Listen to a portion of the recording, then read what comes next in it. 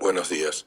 Bienvenidos al ciclo de actividades por videoconferencia que brinda el Colegio Público de Abogados de la Capital Federal. Hoy, como actividad propuesta por el Foro de Iniciación Profesional, contamos con el doctor Antonio Llamas, que nos hablará del sistema de riesgos de trabajo en la Argentina, leyes 24.557, 26.773 y 27.348. Les recomendamos que mantengan los micrófonos en silencio para evitar interferir en la locución del expositor y de surgir alguna pregunta, la realicen vía chat. Asimismo, de producirse un corte en la transmisión, volveremos a habilitar la misma ingresando al mismo link por el cual entraron originalmente. Ahora sí, le damos la palabra al doctor. Bienvenido. Buenos días. Me parece, no sé si me están escuchando, por favor. Si me están escuchando, me dicen que sí, gracias.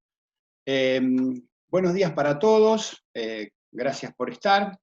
Tengo que agradecer claramente al Colegio Público que siempre convoca integrantes del Instituto del Derecho del Trabajo, al que yo pertenezco, y que nosotros nos prestamos a la colaboración de este tipo de actividades dentro del colegio. En particular a Marina y a Murri, que siempre me convoca a las actividades y suelo estar en estas charlas de iniciación y también en otras actividades que se hacen en el colegio. Tengo una obligación de decirlo, que el colegio está haciendo estas charlas gratuitas, que me parece fundamental, que sean gratuitas. Yo creo que estas charlas audiovisuales son un plomo, la verdad que me tienen cansado. Hay algunos trabajos que se hacen y son muy largos y la gente se cansa, es muy difícil estar atento a una pantalla. Yo soy un abogado que da algunas clases y me gustan las clases presenciales, claramente me gusta mirarle la cara a la gente, intercambiar ideas y qué sé yo. Más de uno de ustedes me conocerá, de modo que saben cómo más o menos me muevo yo, así que estamos haciendo un esfuerzo por este lado. Pero tengo que decir que el Colegio Público hace estas charlas gratuitas, hay un montón de otros eh, trabajos que se hacen en Zoom, que son con charlas pagas, de las cuales yo la verdad que estoy bastante en desacuerdo, sobre todo con gente que muchas veces son funcionarios del Poder Judicial en estos tiempos en que nosotros los abogados no cobramos un mango, porque está todo cerrado, y encima pretenden hacer charlas por las cuales se cobra. Así que quiero dejar expresada claramente cuál es mi posición. Respecto de la charla de hoy, la charla de hoy está dividida en dos charlas. Hemos armado con Marina de qué íbamos a hablar en estas exposiciones que van a tener que ver este martes y el martes próximo.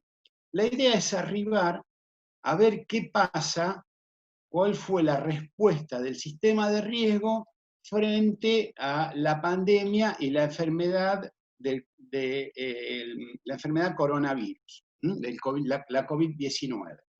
De modo que lo que yo voy a tratar de establecer en esta charla, que no va a ser súper larga, insisto, porque siento que se vuelven un poco plomas, vamos a tratar de establecer un pantallazo rápido de cuál es el sistema de riesgo en la Argentina, y luego en la charla que viene, en la del martes próximo, vamos a tratar de entender cuál fue la respuesta que tuvo el sistema de riesgo frente a las patologías que presenta la enfermedad COVID-19. ¿De acuerdo? Entonces hoy es una charla generalística de cómo es el sistema de riesgo. Yo sé que hay un sistema de preguntas que va por chat. En todo caso, si lo pueden hacer, después me pasan las preguntas y lo hacemos. Si las charlas llegase a necesitar extensión, sé que es posible hacerlo, en todo caso lo podríamos dejar planeado para la clase, para la charla próxima, eso lo veremos cómo lo manejamos con quienes manejan este sistema, y nos vamos metiendo. Bueno, yo preparé un muy pequeño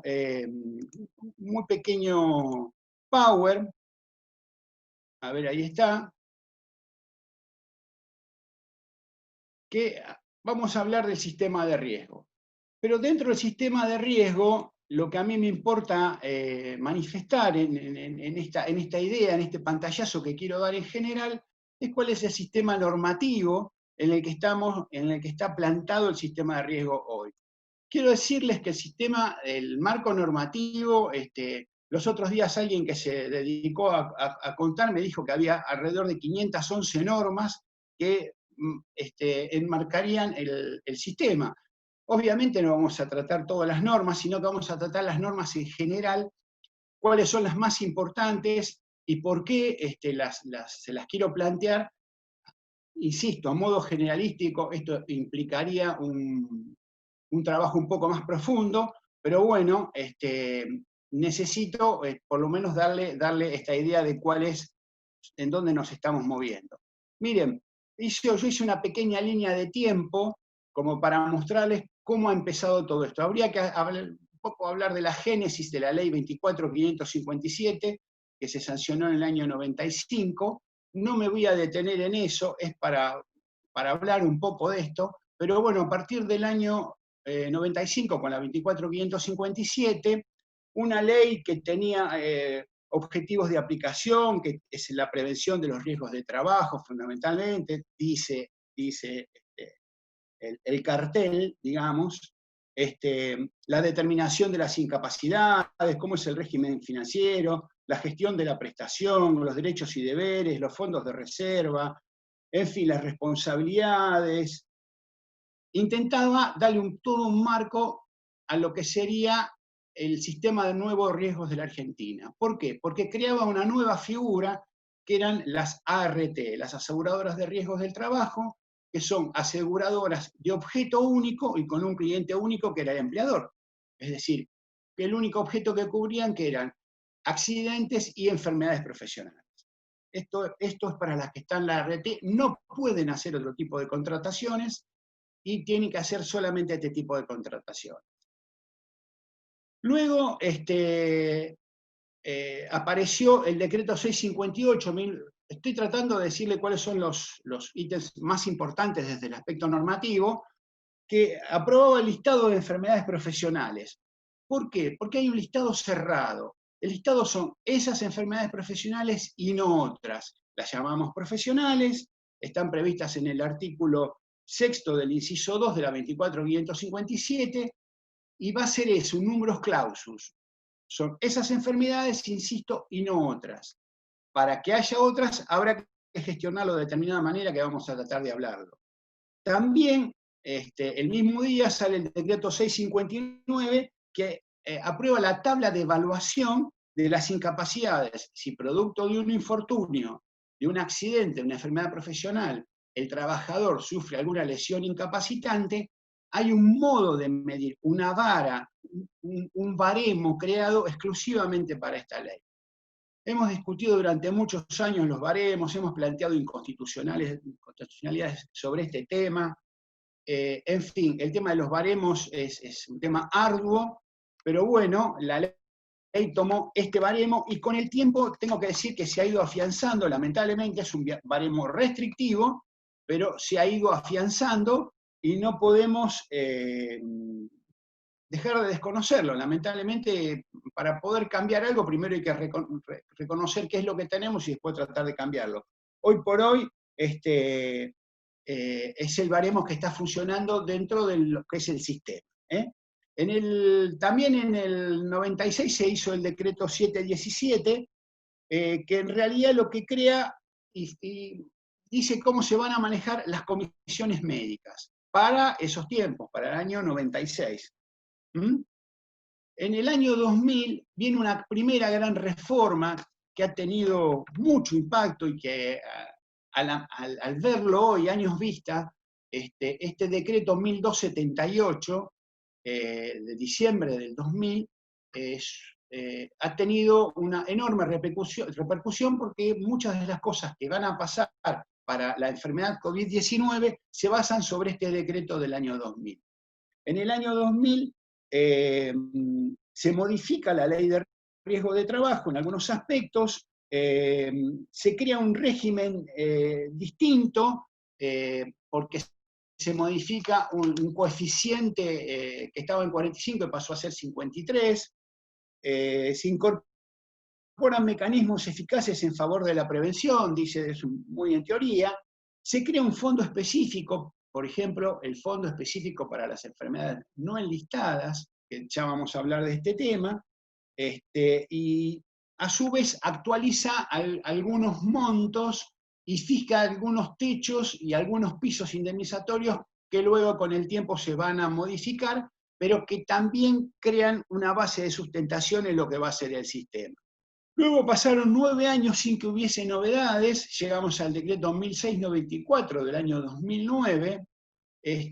Yo tendría que hablar un largo tema de qué pasó en este periodo del año 2000 hasta el 2009, donde hubo una ganancia por parte de las compañías porque por una ventanilla cobraban y por otra ventanilla pagaban. Por la ventanilla que cobraban, cobraban todos los incrementos, y por la ventanilla que pagaban, pagaban con valores que habían quedado fijados al año 2000. Entonces llegábamos a la cosa inimaginable, pero que sucedía, que en el año 2009 todavía se estaba pagando con valores de techo fijados por el 1278. El decreto 1694 va a resultar siendo muy importante, porque luego se van a basar allí algunos sobre la determinación de esos valores, se van a basar las cuestiones de las modificaciones que van a venir con las leyes posteriores, y crea un sistema en el que se actualizan los montos que se pagan por adicionales de pago único, y los pisos y los techos que había marcado el 1278 se volvieron todos pisos, es decir, se liberaron los techos y quedaron marcados en pisos. Eso es lo que hace en muy grandes rasgos el 1694. 9 años después, lo que había sido un techo se transformó en un piso. Ustedes saben, Argentina es un país inflacionario, convivimos con esto, y 9 años después aquello que era un techo se volvió un piso, imagínense. El sistema acá me voy a detener en dar un aspecto personal, pero ustedes fíjense en que en el aspecto de la ley de riesgos hay una línea que es común y que siempre tiene que ver con el retroceso de los derechos de los trabajadores, sea el gobierno que sea.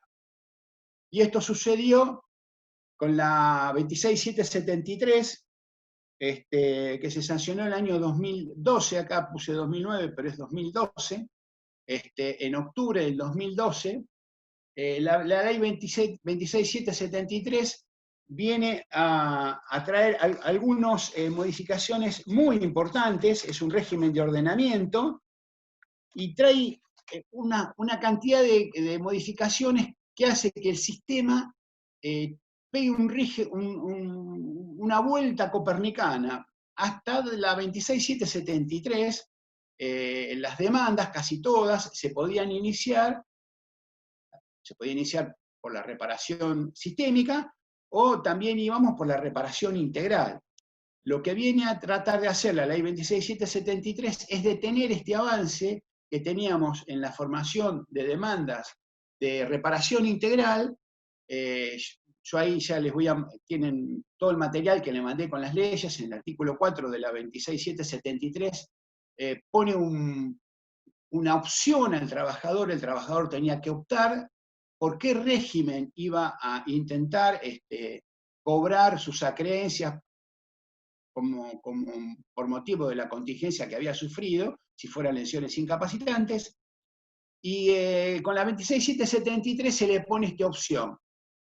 Se mejoran los sistemas de cobro, ahora lo voy a tratar de explicar un poquito mejor esto, y lo que pasó básicamente fue que luego de la 26773 se dejaron de hacer acciones por reparación integral y pasamos a plantear las reparaciones sistémicas, es decir, las reparaciones que el sistema ofrecía. ¿Por qué pasó esto? Porque en un primer momento, con la resolución, con la ley 26773, trajo la novedad de la aplicación del RIPTE. El RIPTE es la remuneración imponible para trabajadores estables, que es un índice que el Ministerio de Trabajo publica desde hace muchos años. Yo ahí lo tengo, en todo caso después también lo paso, con los últimos índices que tenemos de RIPTE, con lo cual se va obteniendo un índice. ¿Qué muestra ese índice? ese índice muestra cuánto aumenta la cantidad de dinero que ingresa al sistema por la cantidad de trabajadores aportantes. Es decir, mes a mes, obviamente va cambiando ese número, en más o en menos, según las circunstancias, y normalmente es en más, claro. Estoy pensando en estos tiempos, que hay tanta pérdida de trabajo, ¿qué pasará con el índice ahora? Pero bueno, no tenemos elementos para saberlo, solamente que se están perdiendo una enorme cantidad de puestos de trabajo. Pero bueno, el índice RITE siempre va aumentando un poquito, y aumenta mes a mes, es decir, todos los meses tenemos un índice distinto. En la Argentina, ustedes saben, la indexación está prohibida, pero sí tenemos un invento argentino que son los índices de actualización. Y este RITE no deja de ser otra cosa que no sea un índice de actualización.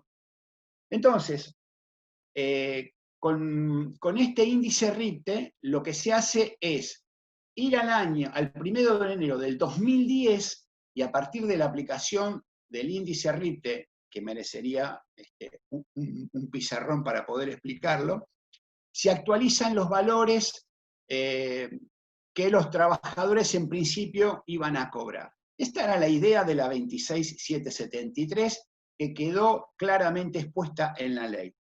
14 meses después se sancionó el decreto 472, que modifica y le hace decir a la ley cosas que la ley no dice. Entre ellas, que las actualizaciones por el índice RITE únicamente iban a quedar para los pisos indemnizatorios y para los índices adicionales de pago único. Aquellos índices que había actualizado el decreto 1694, que llevó el piso en el año 2009 indemnizatorio en 1.800 pesos, y que nadie podía cobrar menos de 1.800 pesos en la base de cálculo, se actualiza desde aquel momento hasta el día de hoy por índice RITE.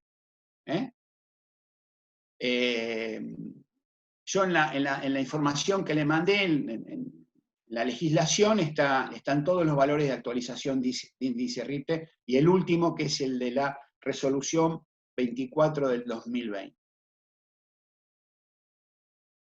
Y también se actualizan los valores de pago único, los de 50, los de 80.000, 100.000 y 120.000 pesos. ¿Qué significan estos valores? Estoy tratando de decir generalidades de manera de poder ponernos en tema.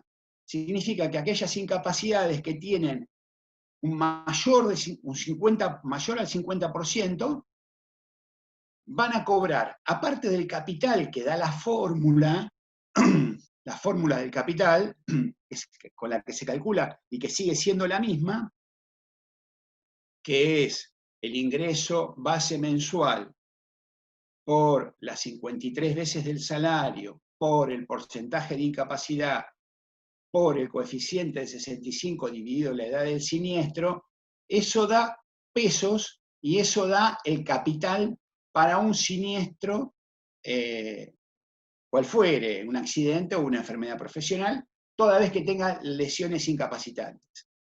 Si el porcentaje que se utiliza en la fórmula fuera mayor al 50%, el trabajador accede a algo que se llama adicionales de pago único, que tiene que ver con adicionales del 50%, mayor al 50%, mayor al 66% y por muerte.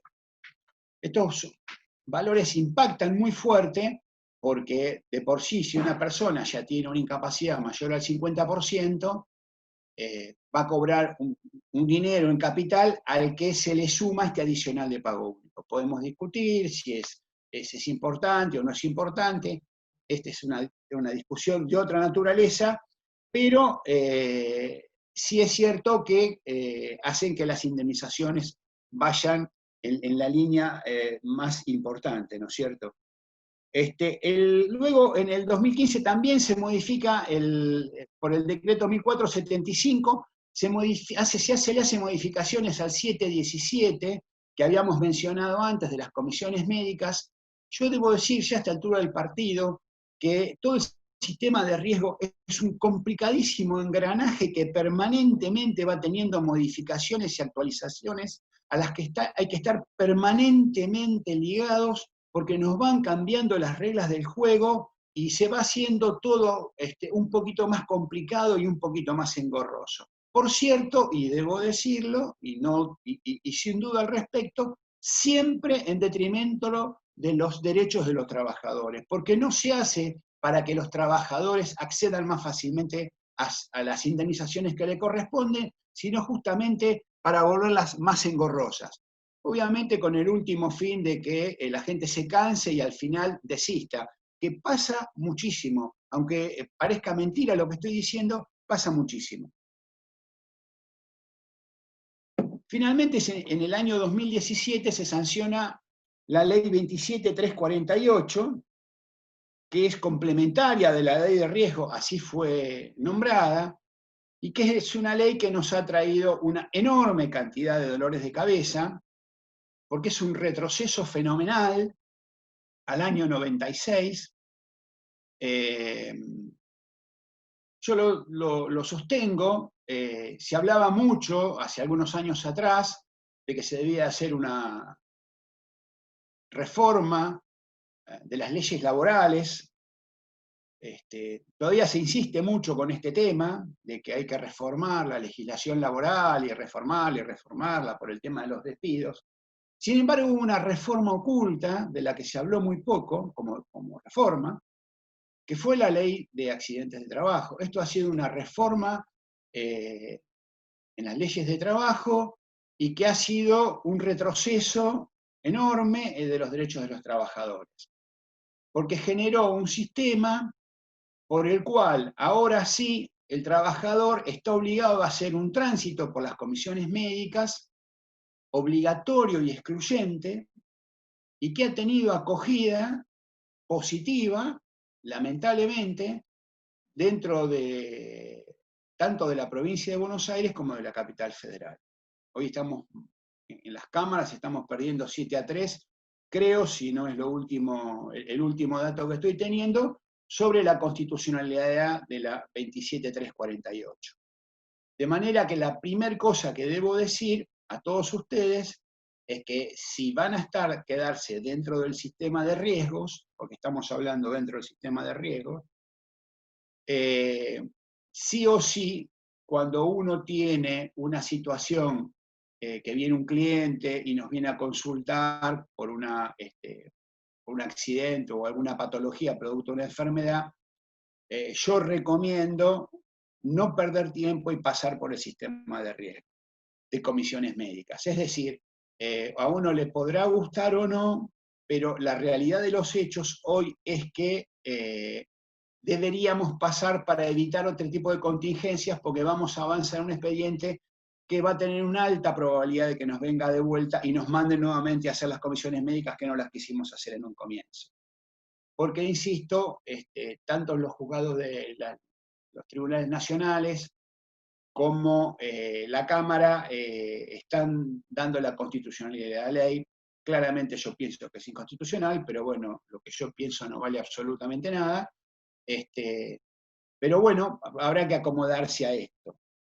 La ley 27348 tiene una resolución que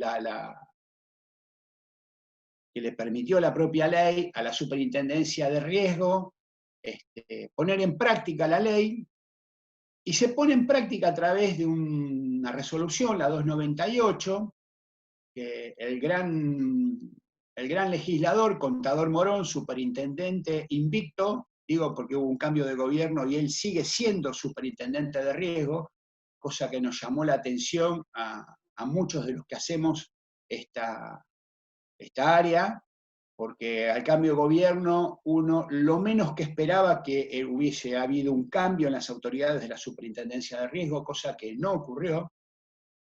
No tengo nada personal contra el contador Morón, pero bueno, él fue el artífice de que se permitiera que a muchos de nosotros nos llamaran caranchos, cosa que para mí fue una ofensa de la que nunca vamos a salir, de la que el propio colegio público tiene una acción en la justicia contra la Unión de Aseguradoras de Riesgo de Trabajo, porque había carteles de caranchos en las propias comisiones médicas.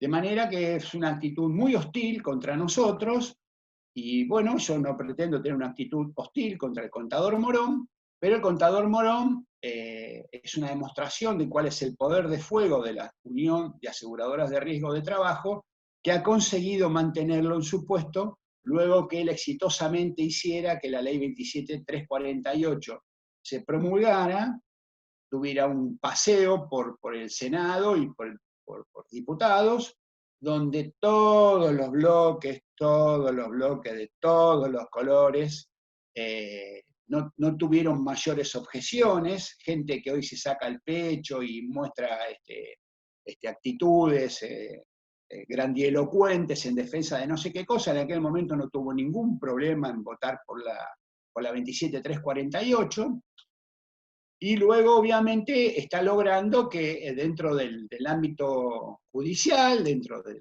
la justicia propiamente, sea declarada constitucional la ley. Con lo cual el éxito es extraordinario, la verdad que es extraordinario, no le podemos dejar de merituar eso. Pero cuando se sancionó, cuando tuvo que reglamentar la 27348, se soltó con una resolución 298 que prácticamente es un código de procedimiento nuevo para únicamente esta ley. Como era tan ambiciosa su actitud de legislar, cometió algunos errores que fueron resueltos por la resolución 899. Que corrige algunos defectos que trajo la 298. Luego voy a hablar del acta 2669 que están viendo ahí, pero bueno, la idea en realidad era hacer una descripción más o menos de que este es el sistema, y estas son las leyes, y estos son los decretos y resoluciones con las cuales el sistema se mueve. ¿Qué hay que saber respecto de este tema? Miren, insisto con el tema de que habría que pasar por las comisiones médicas. Por las comisiones médicas, ¿qué pasamos? Bueno, pasamos, en primer lugar, las situaciones que conocemos fáciles, y quiero ir determinando algunos aspectos como para poder dejar enmarcado cuál es la verdadera razón de la charla que queremos dar, que es llegar a cuál es la respuesta que ha dado el sistema frente a la COVID-19. Vamos a poner situaciones simples. En primer lugar, un trabajador sufre un siniestro, un accidente de trabajo, en ocasión y por el hecho del trabajo. El trabajador va a ser atendido una vez que se produzca la denuncia del siniestro. Ustedes saben, el empleador está obligado a hacer la denuncia del siniestro. Si no la hace a las 48 horas, el trabajador o cualquier derechohabiente puede hacer la denuncia del siniestro ante la ART. La ART tiene obligación de brindar prestaciones,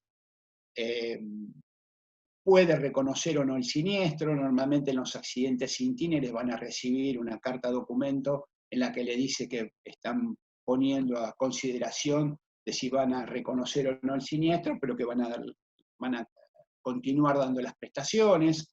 El silencio de la ART pasado los 10 días es reconocimiento del siniestro, en el itinere estoy diciendo. Bueno, en estas dos situaciones, la ART va a dar las prestaciones relativas a las prestaciones asistenciales,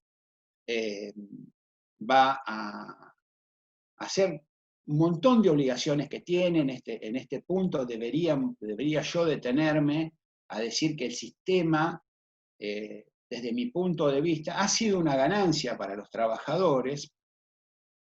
Muchos se quejan, y yo también, que muchas veces las prestaciones que dan las aseguradoras de riesgo son bajas o no son del todo conformes a la expectativa del trabajador, y a veces son bastante ineficientes, pero en términos generales, dentro de lo que es la cobertura en obras sociales y hospitales públicos, habría que reconocer que el sistema de riesgo da algunos tipos de prestaciones que son bastante importantes. En accidentes graves, la verdad es que llegan a situaciones fuertes de dar prestaciones importantes. quiero decir en este punto que la obligación de dar prestaciones, no solo asistenciales, sino también de otra naturaleza obligaciones, en los casos de altas incapacidades, capacidades cercanas al 100%, 70%, muchas veces la RT, yo he tenido casos, hasta concurrido a las casas de los trabajadores y ha hecho modificaciones dentro de las casas de los trabajadores para facilitarle la existencia posterior a sufrir el siniestro, porque ha sido de tal gravedad que no le permite ni seguir trabajando, ni seguir desplazándose fácilmente. Yo tengo casos que han modificado baños, cocinas, es decir, las obligaciones de la RT y las cumplen, y si no hay que intimar a que las cumplan, son de este tipo, son grandes. Obviamente no es lo mismo cuando un trabajador tiene una rotura de ligamentos, o que son las más grandes. Ustedes piensen que las incapacidades mayores al 50% es el 1,5-2% del total de los siniestros que se producen. La enorme mayoría de los siniestros son de incapacidades más o menos bajas. De modo que, bueno, hay que tener en cuenta esta situación. En las incapacidades altas son pocas. Hay una cuestión que tiene que ver con que los plazos, la 26773 cuando se sancionó, no hablaba de plazos de la provisionalidad, y yo decía que el decreto 472, que salió 14 meses después que reglamenta la 26773, dijo algo que la propia ley no decía, y fue sacar la provisionalidad que establecía la 24557. Esa provisionalidad daba un plazo de primero un año de prestaciones asistenciales con asistencia a la comisión médica. Esta comisión médica, si veía que existía provisionalidad, podía extender esa provisionalidad por 3 años más, luego podía extender esa provisionalidad por otros 2 años más. Con lo cual, la provisionalidad dentro de la 24557 podía llegar hasta los 6 años. Con el decreto 472 se olvida de la provisionalidad, pasa algo que se llama la transitorialidad, y este periodo, que ahora es transitorio, solo dura 2 años para las altas incapacidades. Quiere decir que a la finalización de los 2 años del momento de la denuncia del siniestro y las prestaciones de la RT, se le va a dar alta médica con derivación a la obra social por cumplimiento de contrato, porque ese es el contrato que tiene firmada la RT con el empleador. ¿Me explico? Esto ha dolido mucho, porque hay mucha gente que sufre incapacidades altas y que, bueno, a los 2 años no está recuperada, pero bueno, esto ha pasado muy en silencio. Ha habido algunas presentaciones, pero en términos generales ustedes verán que este tema prácticamente no tiene repercusión. Inclusive si ustedes leen las leyes y los decretos y las resoluciones, van a ver que muchas veces se sigue usando la palabra provisionalidad. O sea que hasta la propia RT, la propia Superintendencia de Riesgo, muchas veces cae en contradicciones de mantener la palabra provisionalidad cuando esta no existe más. Decía que si una persona sufría un accidente de trabajo o un accidente itinere, bueno, la ART le iba a dar las prestaciones, e iba a recibir alta médica, y si producto de esa denuncia de siniestro, de ese accidente, quedaran lesiones incapacitantes, y acá voy a decir una cosa muy sencilla, pero que siempre hay que tener en cuenta, el alta médica, cuando ustedes reciben un cliente con alta médica, tienen que verificar si la alta médica fue dada con incapacidad o sin incapacidad. Con secuelas o sin secuelas, dice a veces, los formularios. ¿Por qué? Porque si va a tener alta con incapacidad, sí va a tener una determinación posterior por parte de la RT en una junta médica para que se le determine ese grado de incapacidad. Si es sin incapacidad, el trámite debe ser un trámite de divergencia dentro de la comisión médica. Yo creo que ya le mandé a Marina cuáles son todos los trámites de comisión médica, no me voy a detener a cada uno de ellos porque, insisto, sería para una exposición más larga, pero les voy a mandar a ustedes cuáles son los trámites posibles de hacer dentro de comisiones médicas. Uno es una divergencia en el alta. Uno entiende que el alta debió haber sido otorgada con incapacidad.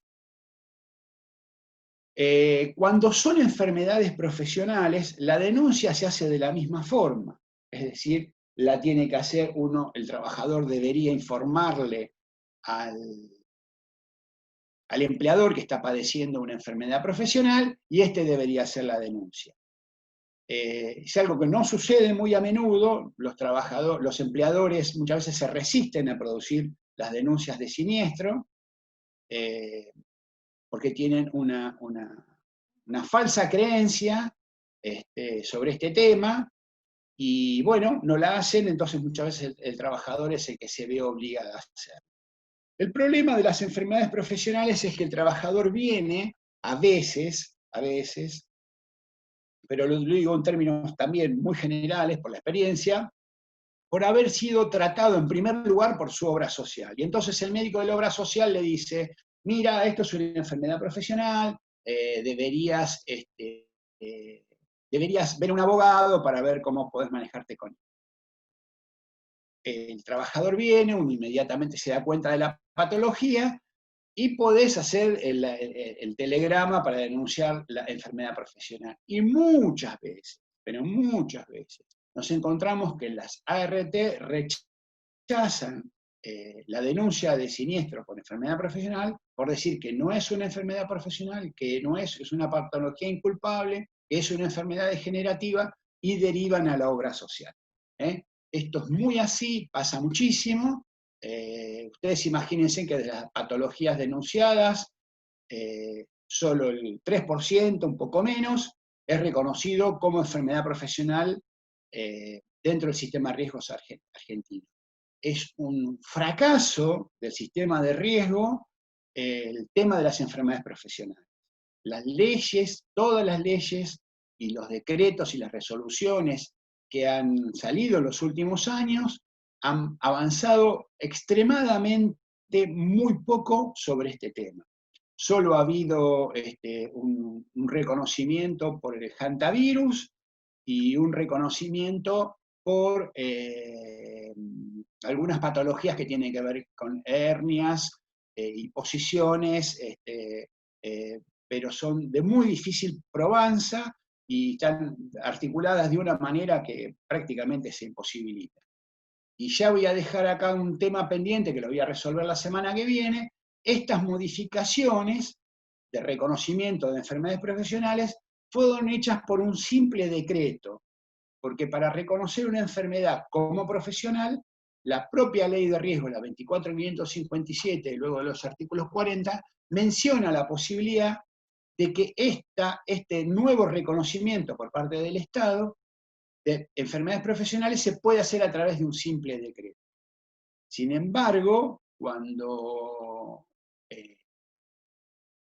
se decretó el reconocimiento de que existía un problema, que lo voy a dejar así sin expresarlo demasiado, de la COVID-19, se hizo a través de un DNU, un decreto de necesidad de urgencia.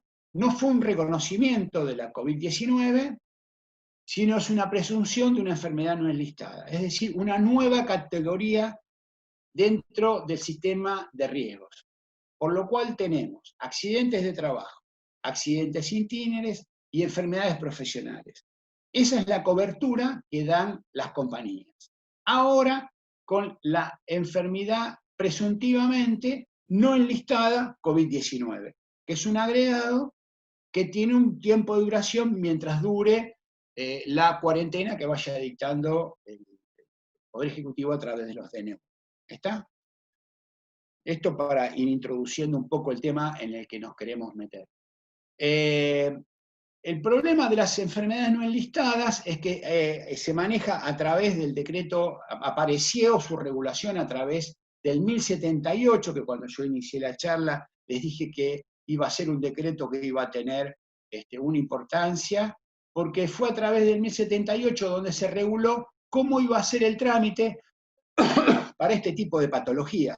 Es decir, cada vez que uno presenta una no enlistada, hay que realizar un trámite que transcurre a través de unos decretos que son diferentes que el 298, que regula el trámite de las comisiones médicas dentro de la 27348, pero cuando tenemos una enfermedad no enlistada, no hay que manejarse a través del decreto 298, sino a través del 1078, el 717 y el 1475 y otros decretos que vamos a mencionar en la clase que viene. Es decir, tiene un trámite distinto.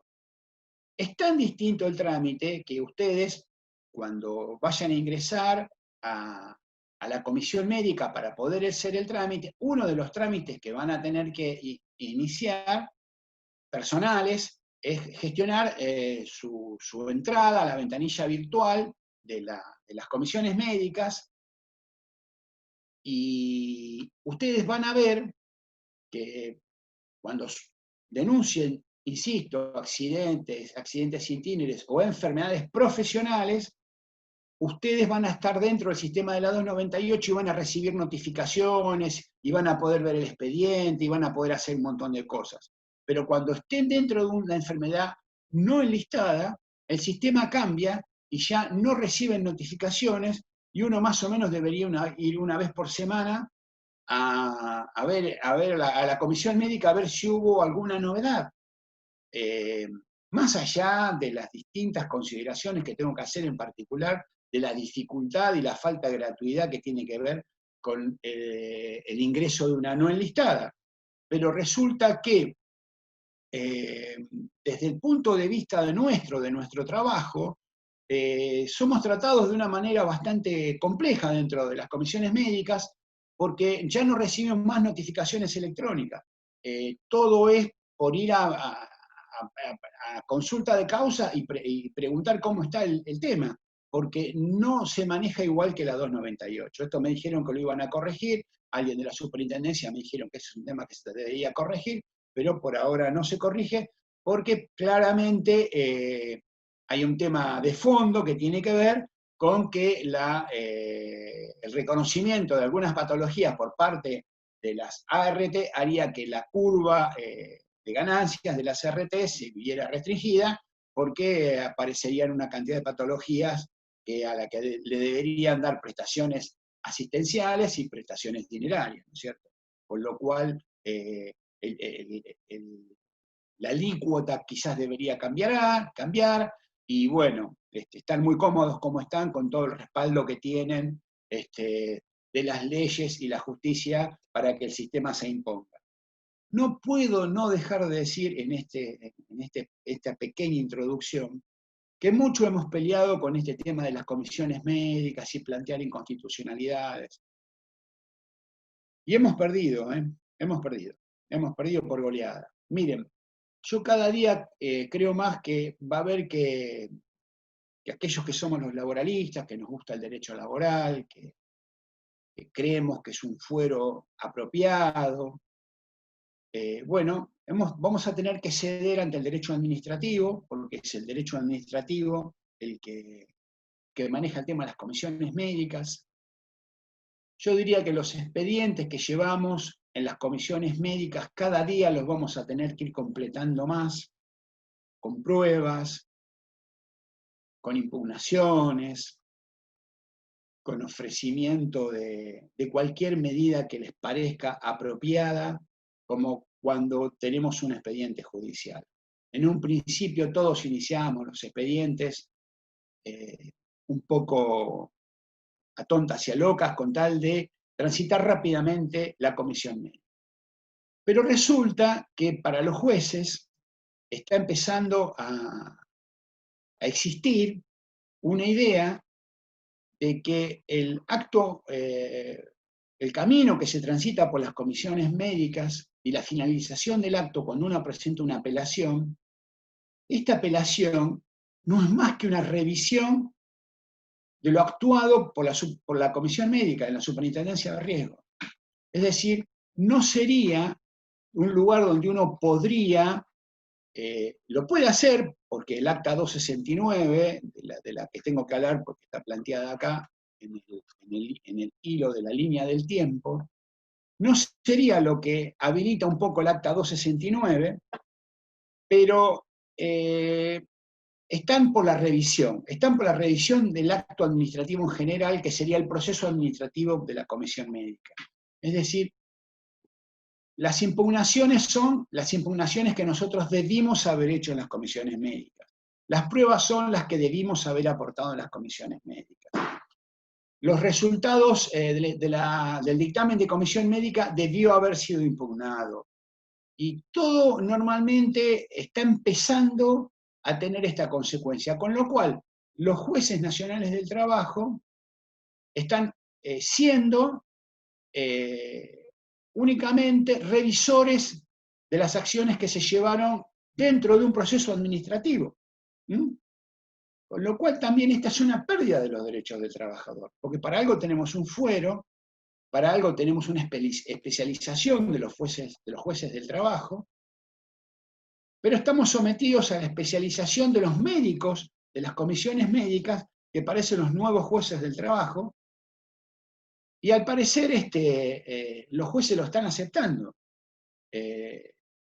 Lentamente, poco a poco, esta visión de que ese derecho administrativo por el cual el trabajador está obligado a pasar, está haciendo que ese derecho administrativo sea la primera etapa por la cual el derecho laboral luego lo va a analizar. Pero lo va a analizar nada más. A veces se abre a prueba alguna pericia médica, porque tuvimos una buena impugnación del dictamen médico. No podemos impugnar de cualquier manera el dictamen médico. Yo ahí me tengo que detener cuando uno presenta la apelación. Esta apelación básicamente va a estar en la determinación del grado de incapacidad, porque cada día son más miserables esas determinaciones, pero debemos producir una impugnación con fuerza, y normalmente aquí tenemos el problema de que esta impugnación nos va a convenir que nos ayude algún perito médico que pueda ver dónde se produjeron los errores en la determinación o en los baremos, porque los peritos médicos oficiales, con el mismo baremo, 658, ven cosas muy distintas que lo que ven los peritos, los médicos de las comisiones médicas. Esto es experiencia dentro del ámbito judicial. Sobre una misma persona, los peritos médicos, los médicos que responden a las comisiones médicas y a la superintendencia de riesgo, ven algo sobre una persona, y los peritos médicos oficiales ven algo completamente distinto. Distinto lo digo en términos de porcentajes de incapacidad, que en cuestión de valor dinerario para el trabajador es completamente diferente. Son números totalmente distanciados unos de otros.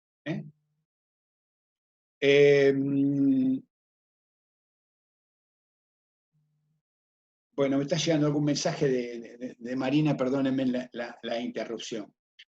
Entonces, digamos que dentro de las comisiones médicas, tema en el que no me quiero detener demasiado, pero sí más o menos enmarcar, tenemos los procesos que son normales dentro del 298, que son los accidentes y enfermedades profesionales, accidentes intínere, y las que son las no enlistadas,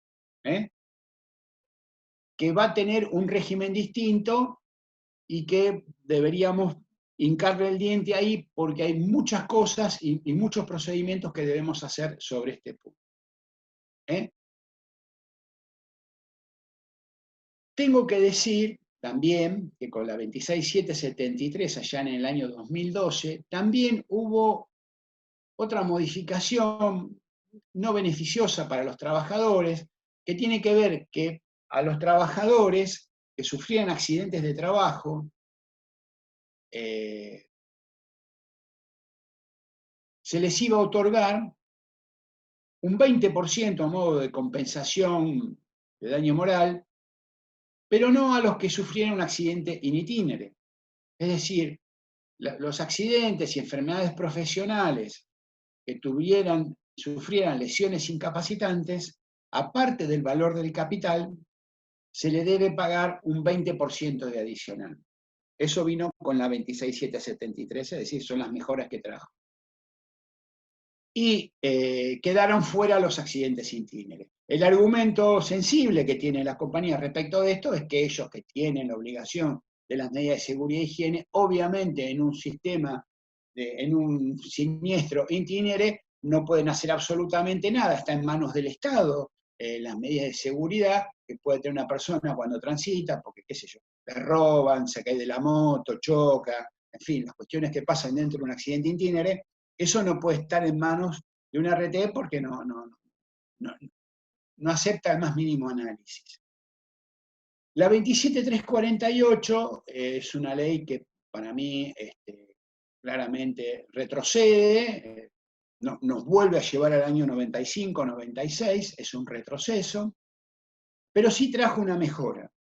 Y la mejora tiene que ver únicamente en cómo se realiza el cálculo de la fórmula que antes había mencionado, de la fórmula de capital para el trabajador, y hace una modificación del artículo 12, la de la 24.557, que es el cálculo del IBM. El IBM es el ingreso base mensual, estaba determinado y sigue determinado por tomar desde el momento del siniestro los 12 meses anteriores, los valores que fueron de aportes al sistema de aportes y contribuciones, los 12 meses anteriores a la fecha del momento del siniestro, para hacer la fórmula de cálculo.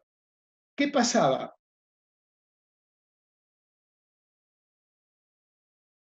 Hasta antes de la 27348, esos valores estaban congelados. Entonces, claro, en periodos de muy alta inflación, cuando uno llegaba al número final para obtener, se practica un promedio en el que se suman todos los valores, incluido el aguinaldo, se divide por 365 y se multiplica por 30.4, uno ahí obtendría el valor del IBM. Pero si esos valores quedan congelados en el freezer un año hacia atrás, en periodos de alta inflación, esto hacía que las indemnizaciones, cuando iban a ser cobradas, eran muy bajas. Lo que trajo como novedad la 27348, que yo creo que es una novedad positiva, es que también utiliza el índice RIPTE para aplicar este índice en los valores de cálculo del IBM. ¿Y cómo lo hace? Lo hace a través de una sábana en la que se estipulan cuáles son los valores que cobró el siniestrado y se lo actualiza mes por índice RIPTE. Es un cálculo no muy complejo, pero que hay que analizarlo, hay que explicarlo despacito, que actualiza, insisto, mes por mes.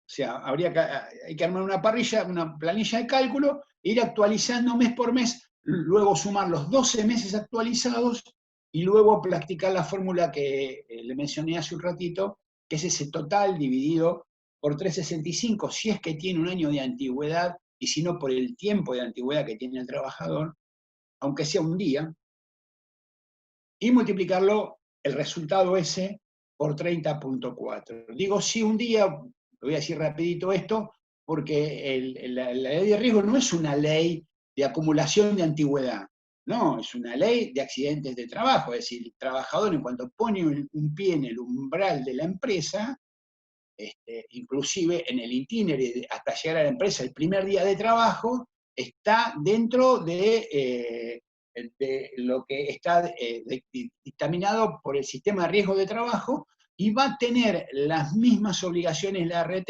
que un trabajador que tenga 10 o 20 años de antigüedad. Es decir, aquí la antigüedad no juega.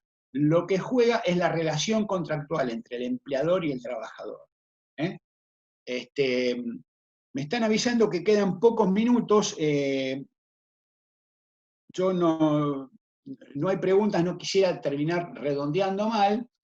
Voy a terminar redondeando diciendo que en conjunto más o menos he tratado de delinear cuáles son las normas y las resoluciones que aplican sobre el sistema de riesgo de trabajo hoy en la Argentina. En la clase que viene vamos a partir de este sistema y que pueda leer un poco las leyes y empaparse un poco más quien no lo conozca al detalle, que hay muchos, claro, y a partir de allí ver qué pasó a partir de que se decretara la pandemia del 297, el de 297, lo que está pasando con la enfermedad COVID-19, que me parece importante porque no transita el camino de una enfermedad no enlistada, insisto, va a transitar el camino de una enfermedad presuntivamente enlistada y que tiene algunos aspectos que llaman mucho la atención porque siempre están a favor de las ART y en gran dificultad para demostrar al trabajador que sufre una determinada patología, en este caso que el virus, el SARS-CoV-2, se ha contagiado él, ¿no es cierto? Por supuesto en situación de trabajo, ¿no? Estamos hablando siempre en que los siniestros y enfermedades son en situación de trabajo. Estoy despidiendo de todos, les mando un abrazo cordial y que tengan buena semana para todos.